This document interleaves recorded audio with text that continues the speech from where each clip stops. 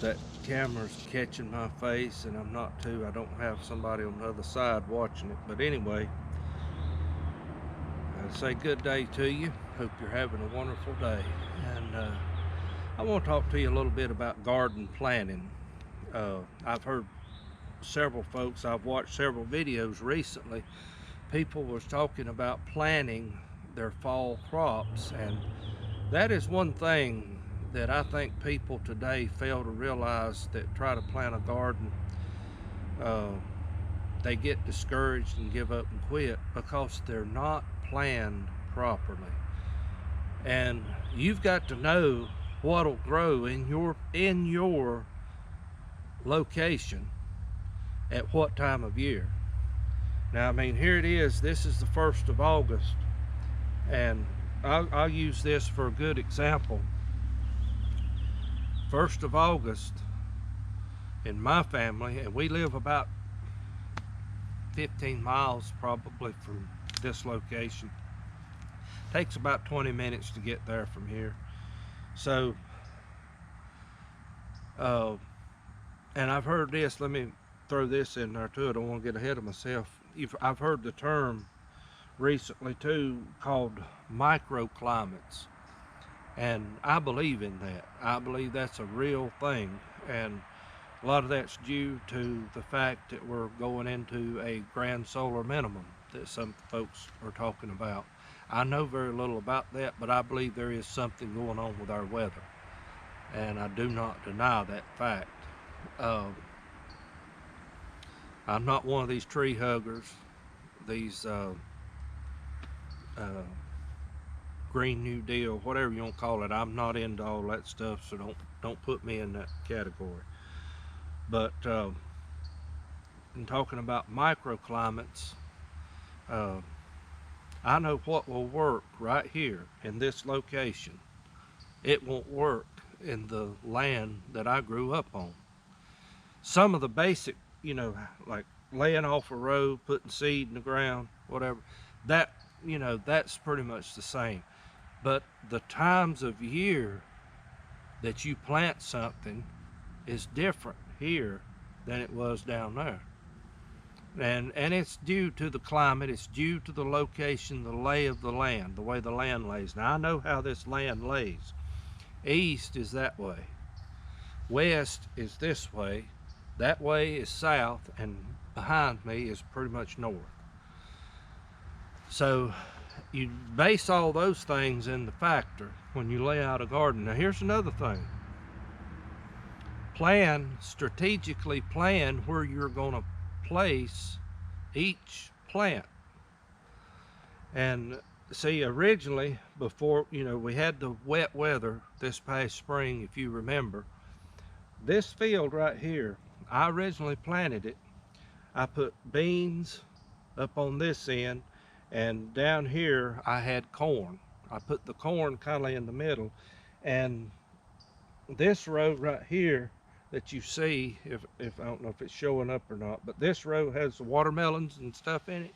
That row is original. I think I've just went through and just added seed back to where they didn't come up. And the sweet potatoes are original to the field.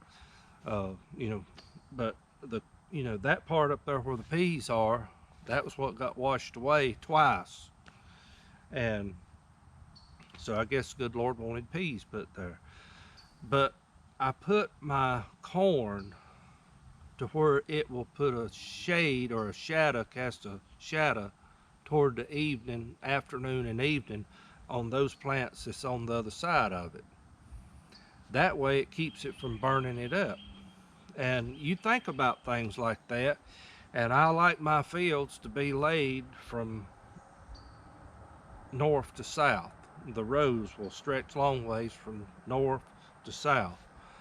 And it just seems like I've always had better results, but that might work for me and it may not work for you in your location. Now I do plan on next year, I may do something just a little different on the upper part of this field here. We want to do some potatoes, we want to do some peas, possibly some more cabbage for spring. onions.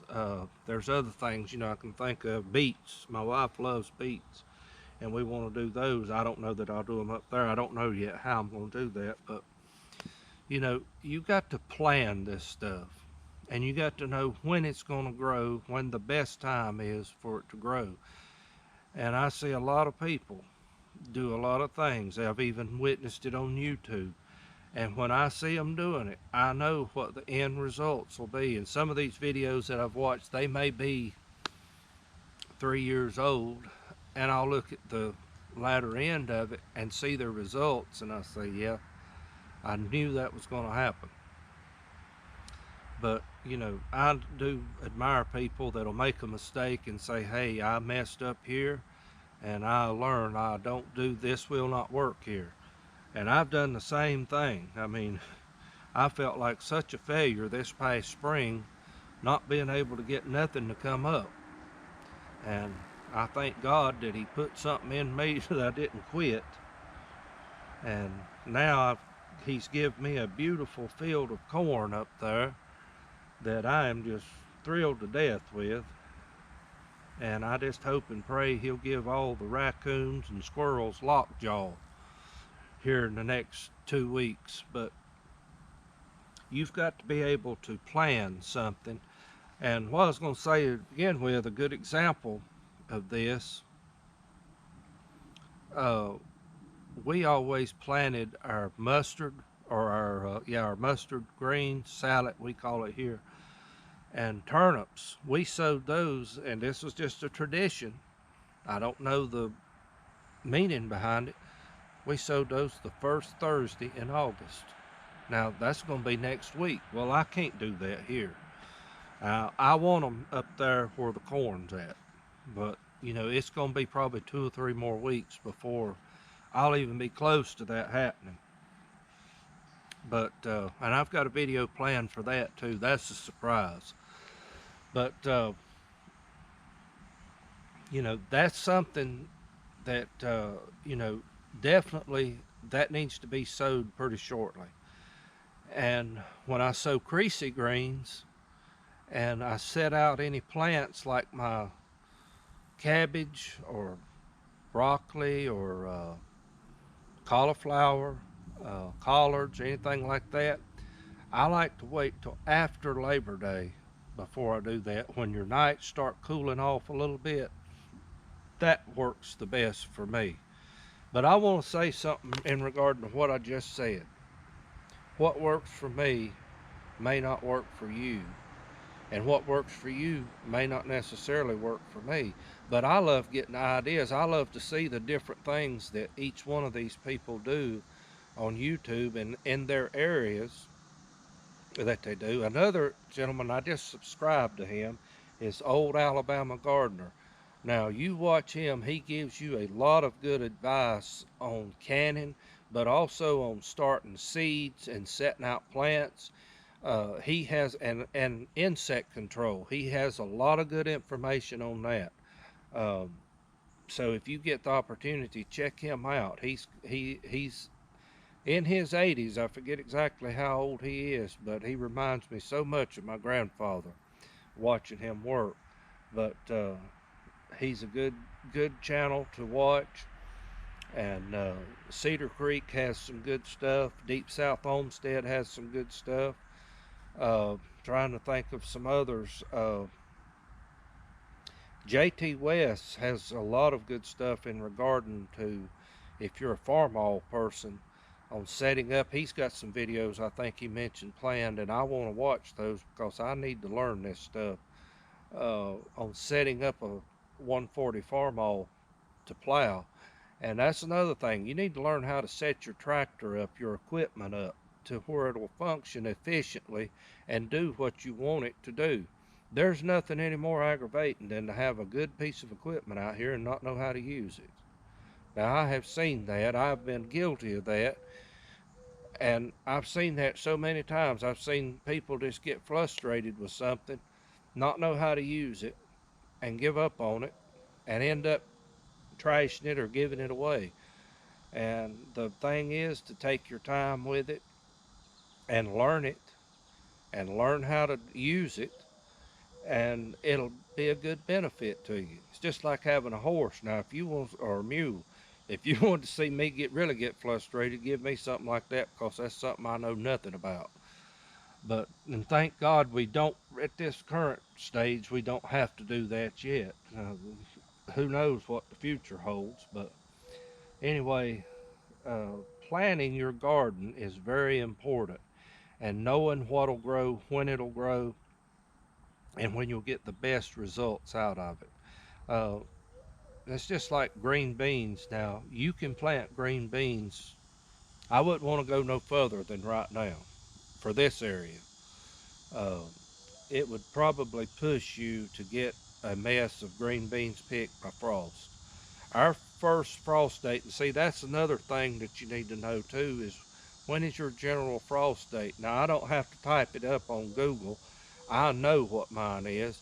And usually around the middle of October, between the middle of October and the end of October, we have our first frost, but it's not really what we would call a killing frost. It's a light frost. And usually we don't have a good killing frost till November.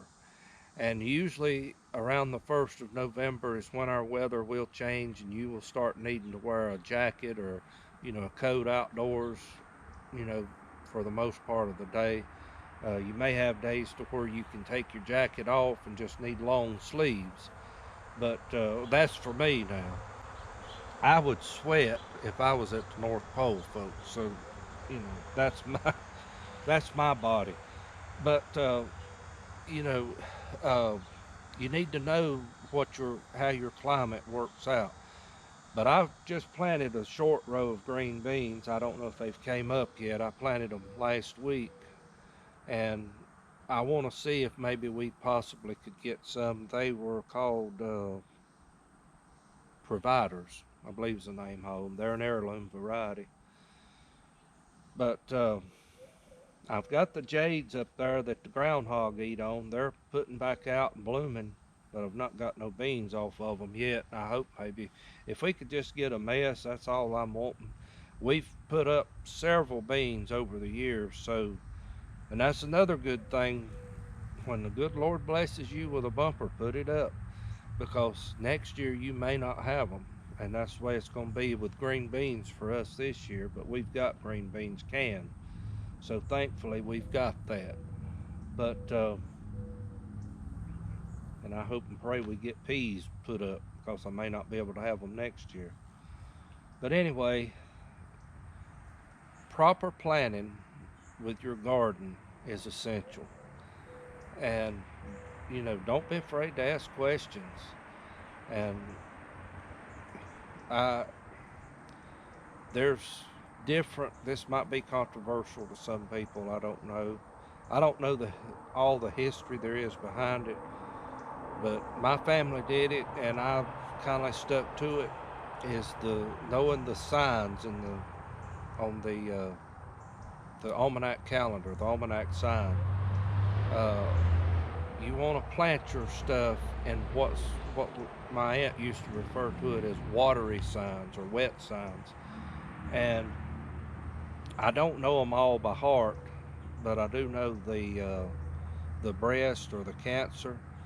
Uh, is the best sign that we like to go. Our corn, our beans, anything grows above ground. That's the sign we love to grow in. But you can go all the way up to I think the knees. Capricorn is another one, and the feet is the last one. And I'm not sure the others in between, but I do know those three right there. The Capricorn would probably be my second, but the Cancer would be my first. And if that's your thing, that's what you want to incorporate into it. That does, I think, from my experience, that has a lot to do with it. And when I make sauerkraut, I make it with the signs in the head. And we was always told always above the waist and as close to the head as you can get it. Never make it below the waist. And you know that's it is what it is. And believe me, I have witnessed some bad sauerkraut making over the years. Thankfully, we've never had that problem. I've had it where it just wasn't as sour as I wanted it to be. I've had that problem recently more than I have anything, but I think that was just the time of year that I made it. And you know, if you make it this time of year, about 7 days is all you'll need, and you're gonna have some sauerkraut. But if the temperature drops to a certain point, and the yeast will just sit dormant, and it's not gonna ferment. So you have to bear that in mind making kraut. And that's been my problems in the past. The weather would be too cool, and the yeast was not working as fast as it normally should. But anyway, I thought I'd share this, and I appreciate you watching, taking time. And don't forget, if you're not a subscriber, please subscribe. Don't cost you anything to do that. And if you find a video that you like the content of, be sure to hit like, and be sure to share this, pass it on to your friends, your family that you know of that might enjoy this type of comment. And I apologize, I don't have anything going on physically today. Uh, this is just, just a little something, a little information, and thought I'd just pass it along to you. So anyway, y'all have a great day, and God bless you.